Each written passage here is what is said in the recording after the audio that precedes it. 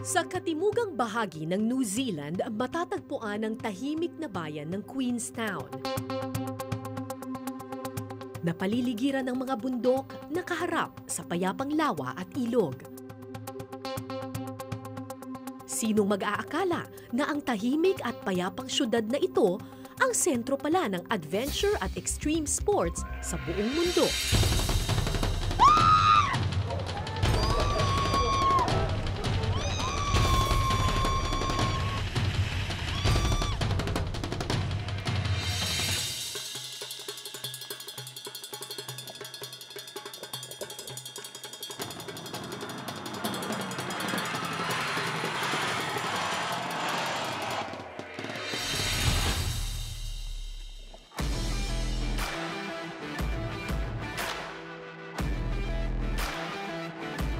Sa bayan ng Queenstown sa New Zealand, isinilang ang marahil pinakanakakalulang adventure sports sa mundo, ang bungee jumping. Pagtalon mula sa matataas na istruktura nang walang anumang parachute o makakapitan maliban sa isang mahabang goma na nakatali sa iyong mga paa.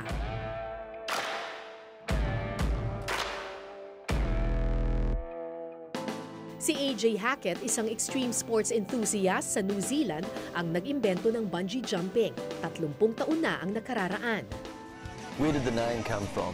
Quite simple for us. We used to tie our surfboards on the roof rack of our car with little bungee cords or stretchies. So we decided to call our bungee cords bungees, bungee jumping. Decided to spell it B-U-N-G-Y. Why would you do it? It's why we do it. It's fun.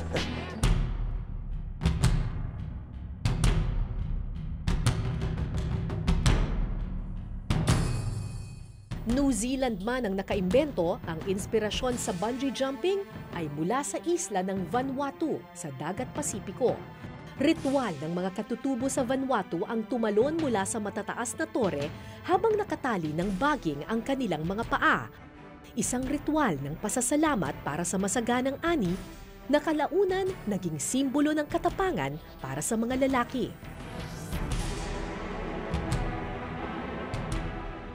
Nakita ito ni AJ Hackett at nagdesisyong dalhin ang kakaibang ritual sa New Zealand. Tumalon siya mula sa iba't ibang lokasyon, sa tulay,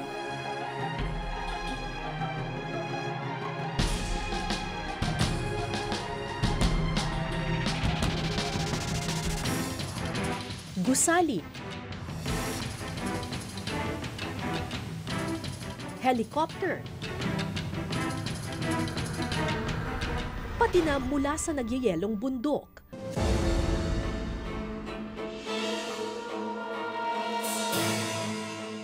Pinag-aralan at pinag-eksperimentohan ang iba't ibang uri ng tali na pwedeng gamitin. And they did a series of tests for quite some time on rubber to see what the breaking point of rubber was, how far it could be stretched, what happened with different temperatures with rubber, and there were good rubber and there was not so good rubber.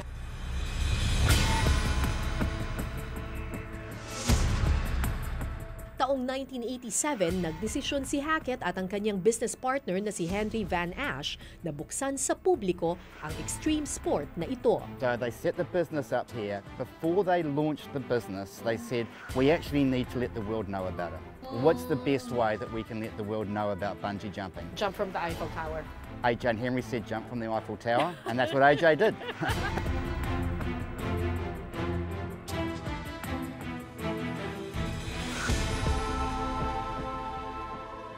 Naging kontrobersyal at umani ng atensyon ang pagtalon ni Hackett sa Eiffel Tower.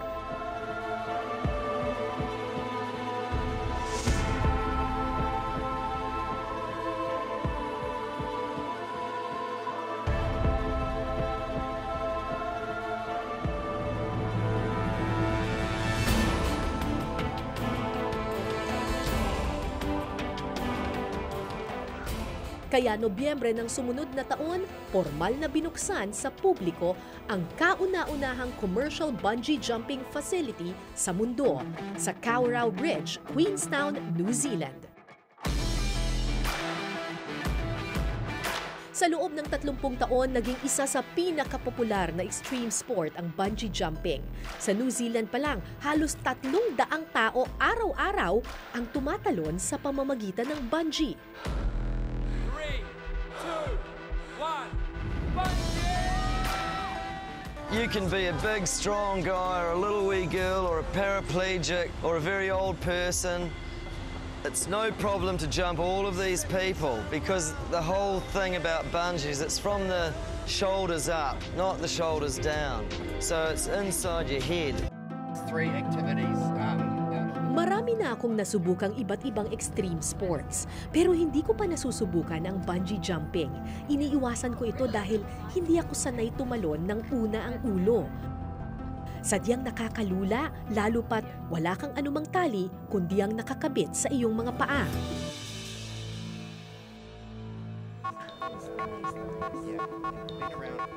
Para matanggal ang aking lula, sinubukan ko muna ang isa pang imbensyon ni A.J. Hackett, ang Nevis Swing, na halos kahawig ng bungee jumping pero dito nakaupo ang bagsak mo at hindi una ulo.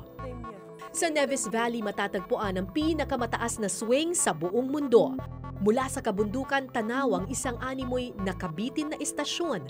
Mahigit 500 talampakan ng taas nito o katumbas ng 50 palapag na gusali.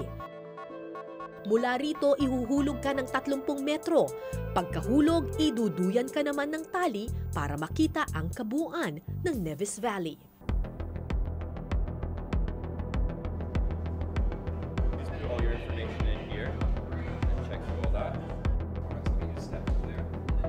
Habang kinukuha ang aking pangalan at timbang, napansin ko ang ilang basag na kamera at cellphone.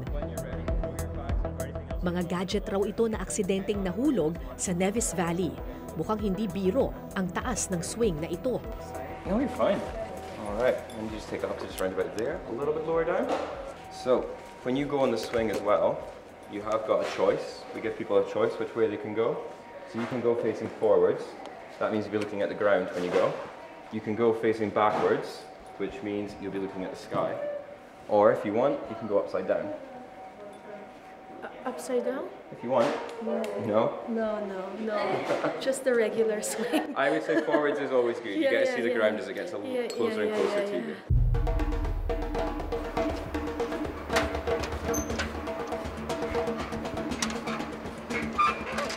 So, Nevis Swing ang tawag nila dito kasi you'll be swinging from Nevis Valley. Mga 130 meters daw ang taas nito. Ang lalim nitong valley na ito. Pero bato-bato. Sabi nila, Hello there. so hindi naman daw Are you a babagsak. swinger? Yeah. Yeah? Let's see your ticket. Come on in then, Cara. Woo! Di tulad ng bungee jumping kung saan ikaw mismo ang magdedesisyon kung kailan ka lulundag, sa Nevis Swing may taong nagkokontrol nito.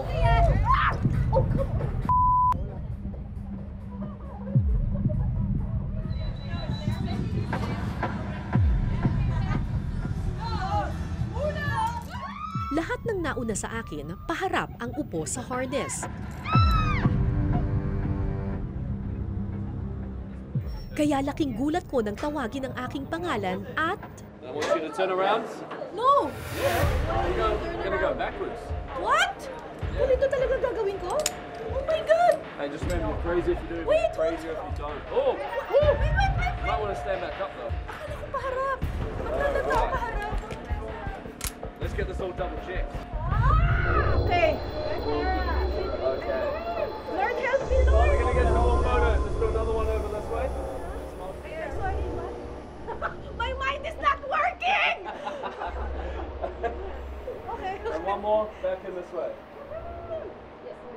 Like, Oh my God! Lord help me! Lord, please help me!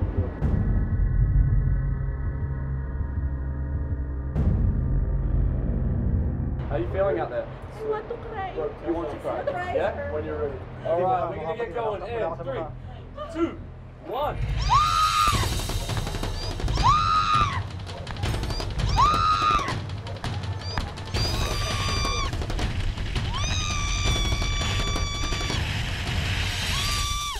Pero pagkatapos ng ilang segundong free fall, bumagal ang galaw ng tali at nagsimula na akong iduyan nito.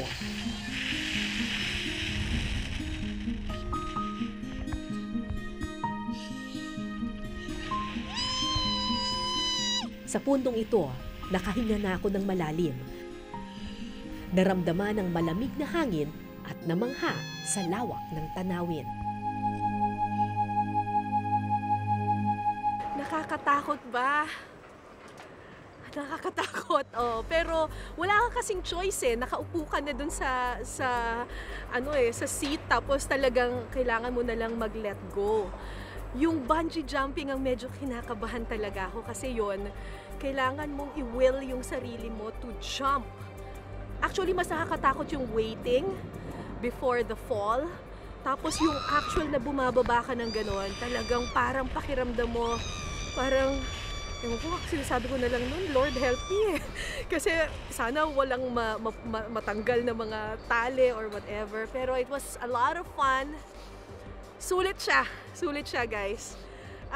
Maganda siyang pangsimula kung gusto ninyong mag-bungee jumping kasi at least na-feel mo na yung wind, na-feel mo na yung height, na-feel mo na yung free fall. So I think I'm ready for my very, very first bungee jump. Lord help me. Marami ng iba't ibang bungee sites sa New Zealand ngayon. Pero ang Kawerau Bridge pa rin ang pinakasikat. Mahigit 3,000 tao ang tumatalon sa tulay na ito kada buwan. Bukod kasi sa makasaysayan ng tulay na ito, nakamamangha rin ang tanawing babagsakan mo. How many jumpers do you get per day? So out here across the year, we'll have probably about 32,000 jumpers at the Nevis, bungee jumpers. At the Kawerau, we have just over 40,000. So the Kawerau is the busiest commercial site in the world. Just over 100,000 jumpers across including Auckland, a year. So we're approaching our 2 million jumpers pretty soon. So 100,000 people risk their life every year. We like to think of it as 100,000 people challenging themselves and feeling great about themselves. May taas na 43 meters o 141 feet ang lundag sa Kawerau Bridge. Isipin mo na lang, para kang lumundag mula sa gusali na may 14 na palapag. At ang tanging magliligtas sa iyo, ang mahabang goma na nakatali sa iyong mga paa. Ganito daw yung klase ng cord na gagamitin natin mamaya kapag nag-bungee jump ako. Parang sa unang tingin, parang akala mo manipis, pero for the past 30 years, wala daw silang any accident, hindi daw ever napigtas pa yung ganitong klaseng bungee cord. So, let's hope na talaga mag-work din siya mamaya. Sabi rin nila, approximately mga 300 to 400 times lang ito pwedeng gamitin. After that, ire-retire na nila para siguradong safe na safe. Bukod sa matibay na bungee cord, kailangan rin timbangin ang lahat ng tatalon. Dito nakasalalay ang haba ng cord na gagamitin sa iyong pagtalon. We know exactly how long the cord should be made, how much rubber needs to be in the cord, and different size cords for different people. So, when you no matter how big you are? Doesn't matter. Well, we've got a weight limit here of about 130 kilograms, so we can only jump people up to 130 kgs, which is most people.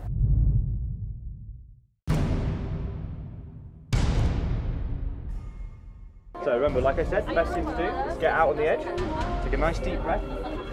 You're going to hear a countdown, 5, 4, 3, 2, 1 bungee, and then dive out straight away. Nice big dive. What if I don't jump, they push me? It is a bungee jump, not a bungee push, so ideally you would jump yourself.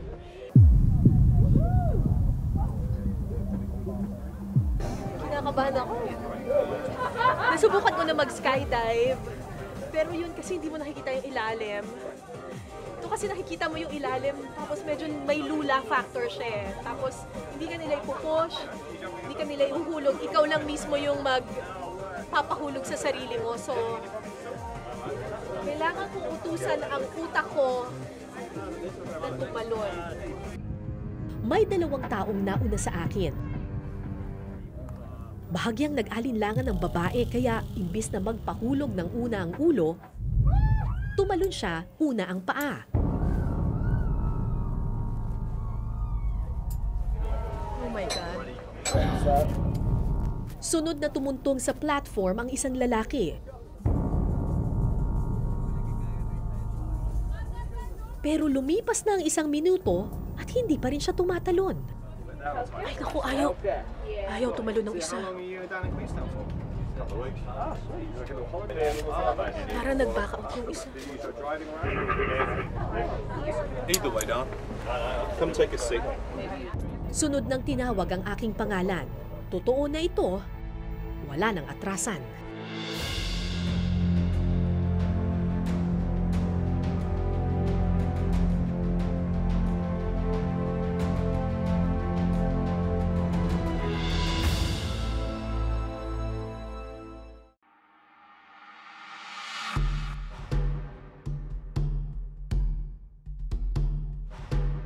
Ito ang unang beses na susubukan ko ang bungee jumping at gagawin ko ito sa tulay kung saan isinilang ang extreme sport na ito.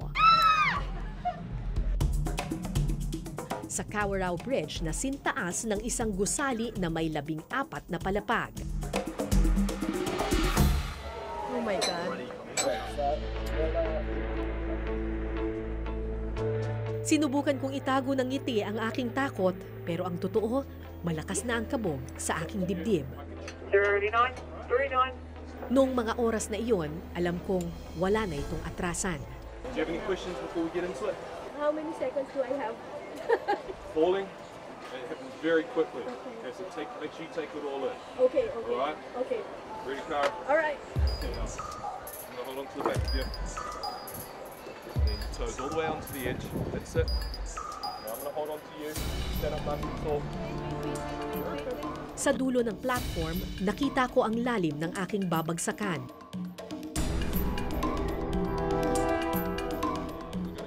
Napuno ako ng takot at pagkalula.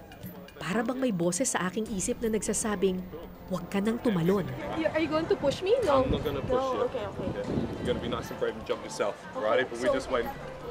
Count down from 10. Di tulad ng ibang extreme sports na kusa kang nahuhulog o tinutulak, sa bungee jumping, kailangan mong utusan ang sarili mong tumalon ng una ang ulo.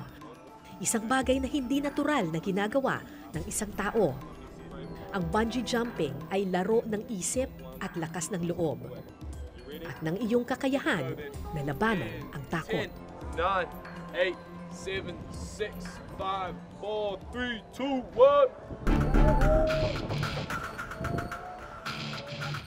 1. Akala ko isang talon lang tapos na, pero dahil gawa sa goma ang bungee cords, paulit-ulit akong nag-dive at umikot-ikot na parang yoyo.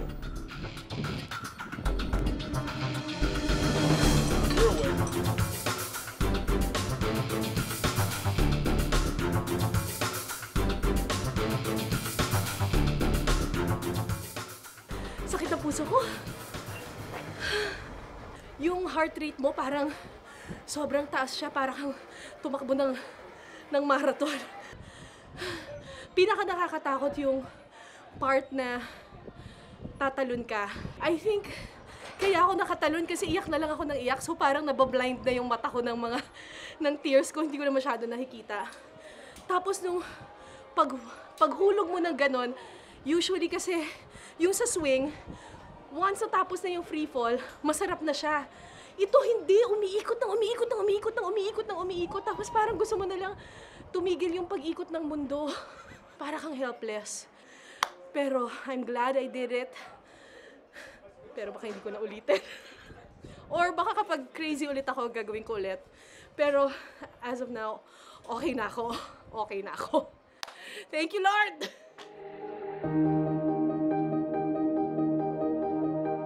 Mula sa Queenstown, bumiyahe ang aming grupo sa isa sa pinakamagandang syudad sa katimugang bahagi ng New Zealand. Napaliligiran ng bundok ang bayan ng Wanaka. Pero sabi ng mga taga rito, kung nais ko raw makita ang kabuoang ganda ng syudad, subukan ko raw lumipad sa langit at magpalutang-lutang sa himpapawid.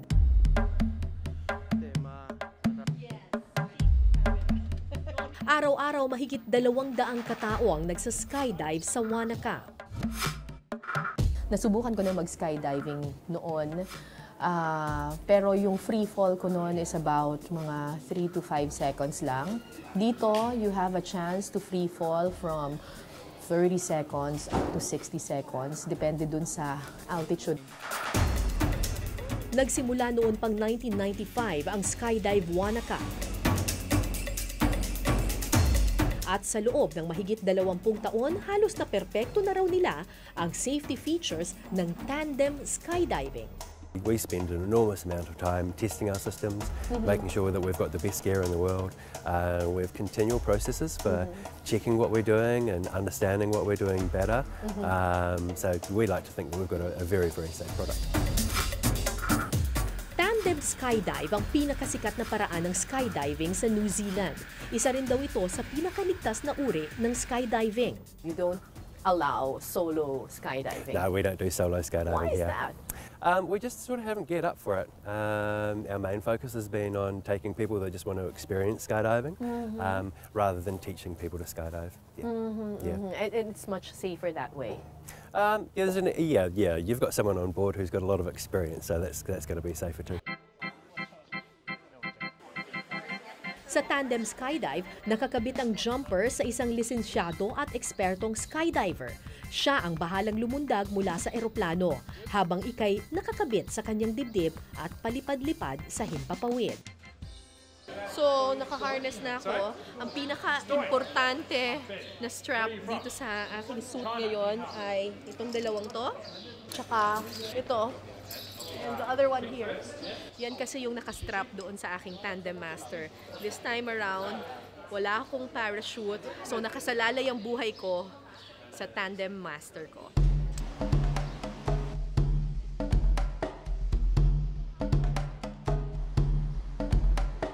15,000 feet ang taas ng liliparin ng aming eroplano bago kami lumundag at mag-skydive. Dahil nasubukan ko ng mag-skydive noon, hindi ako masyadong kinakabahan. Kampante rin ako dahil alam kong eksperto sa skydiving ang aking tandem master.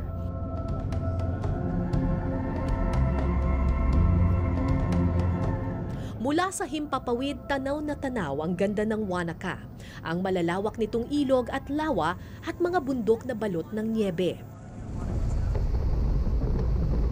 Makalipas ang ilang minuto, narating din namin ang 15,000 feet. Oras na para lumipad. Magkahalong kaba at saya ang naramdaman ko noong mga sandaling iyon. Pero sa mga ganitong pagkakataon, kailangan mo nalang magtiwala sa husay at galing ng iyong katandem.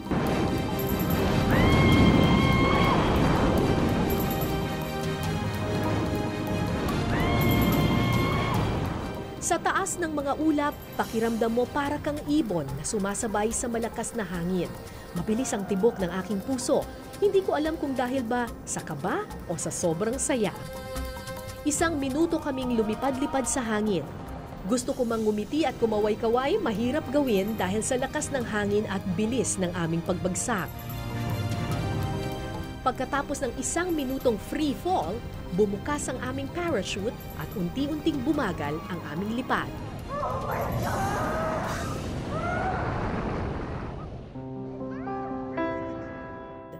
Doon ko mas nakita ang ganda ng New Zealand, ang mga bundok nitong balot ng niebe, mga berdeng burol at asul na lawa ng buong lugar.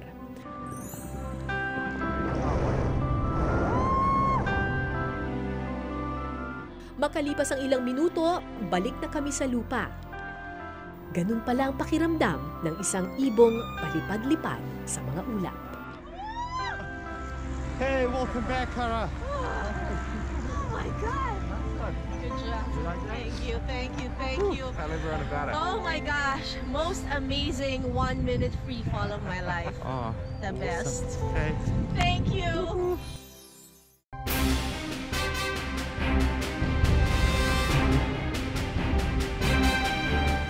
Madaling isiping kahibangan lang ang dahilan kung bakit ginagawa ng mga tao ang extreme sports tulad nito.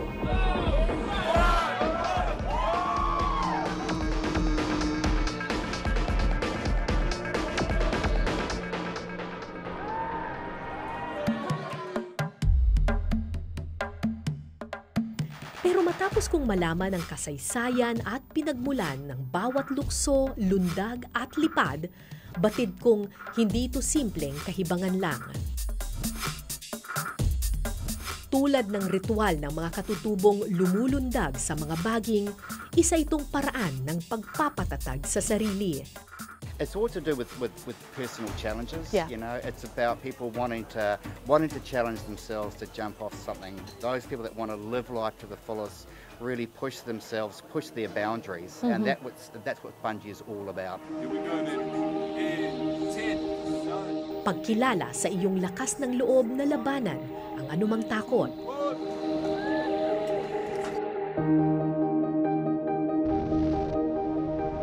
Pagpapatunay sa iyong kakayahang lumipad at sumabay sa agos ng panahon.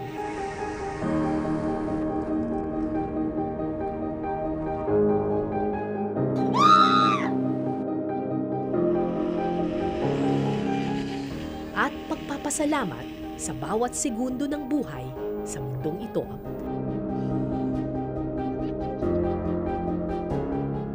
Mula sa New Zealand, ako po si Cara David at ito ang Eyewitness.